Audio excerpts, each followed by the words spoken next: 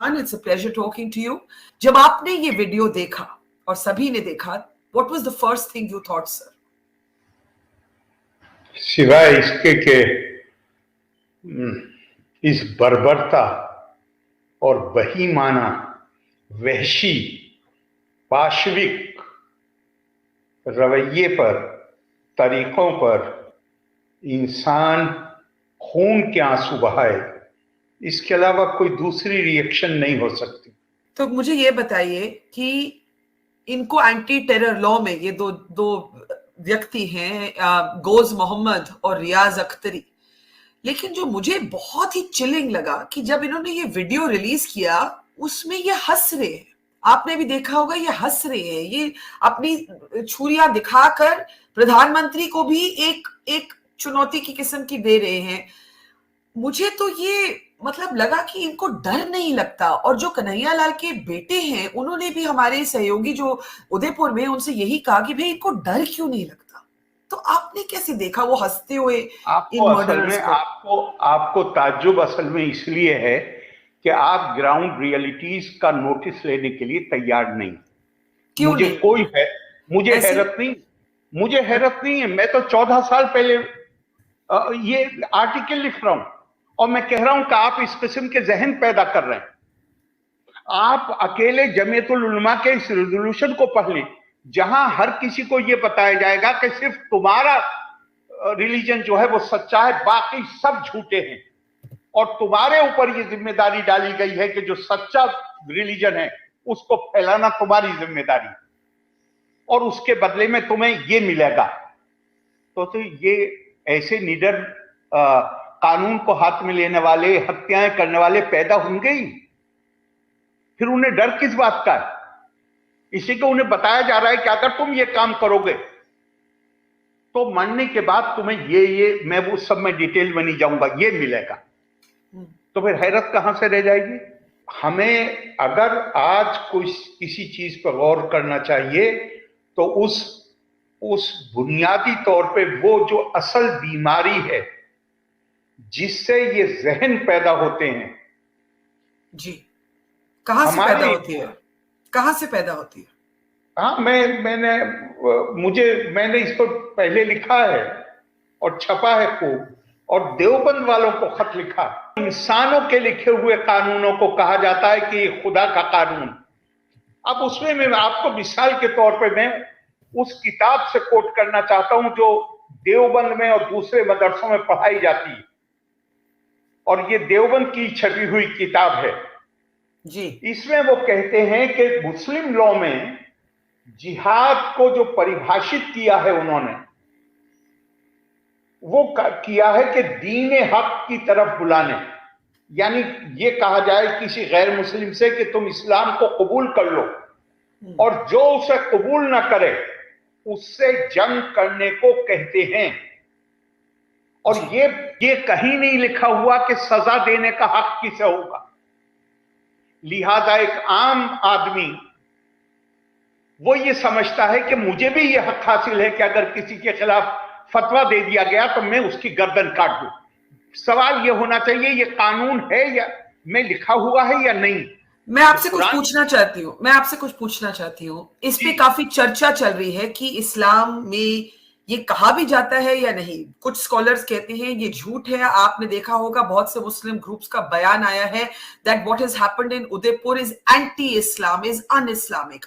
आप कह रहे हैं ये तो लिखा ही हुआ है, ये तो सिखाया ही जाता है। उसे फर्क समझिएगा। मैंने तो आपको अभी पढ़ के सुना दिया और किताब से ही पढ़ के और सुना दूंगा जो इससे भी और ज्यादा लिखा हुआ है।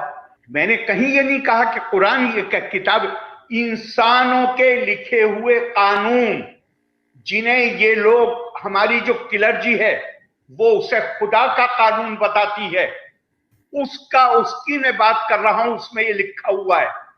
और जब ये लिखा हुआ है, और सिर्फ लिखा हुआ नहीं है बल्कि देवबंद जैसे मदरसों में, नदवे में, दूसरे मदरसों में जो हायर लेवल की क्लासेस हैं उसमें ये किताब कोर्स में शामिल है। मैंने आज से 12 साल पहले देवबंद को खत लिखा था ये सारा कोट करके, आज तक उनका जवाब नहीं आया। उसके बाद मैंने उस पर आर्टिकल लिखा जो अखबारों में छपा, मेरी किताब में छपा, ये कहना कि ऐसा नहीं है, ये धूल डालना है हकीकत के ऊपर। तो मदरसा में पढ़ाया जाता है या नहीं पढ़ाया जाता, द पॉइंट आरिफ साहब is there is a constitution, there is the rule of law. पर ये आपने जरूरी बात कही कि इस्लाम ने नहीं, उसकी इंटरप्रिटेशन जो क्लर्जी ने की, जो आदमियों ने किताबें लिखी, उसमें ये पॉइजन एक तरह से आप कह रहे हैं फैलाया जाता है।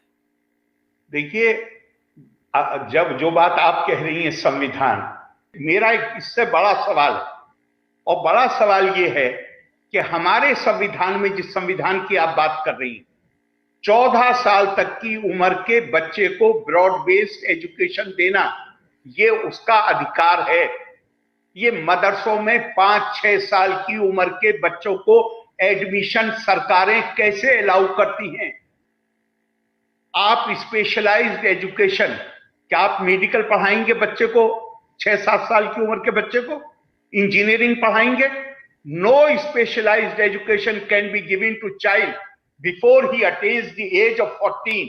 14 साल की उम्र से पहले उसे इस तरह की कोई शिक्षा नहीं दी जा सकती। ये 6-7 साल की उम्र के बच्चों को, और उन फैमिलीज के बच्चे होते हैं जो बेचारे नॉर्मल एजुकेशन अफोर्ड नहीं कर पाते, उनको लाके और उनको इंडोक्ट्रिनेशन करना क्या कोई मुश्किल काम है?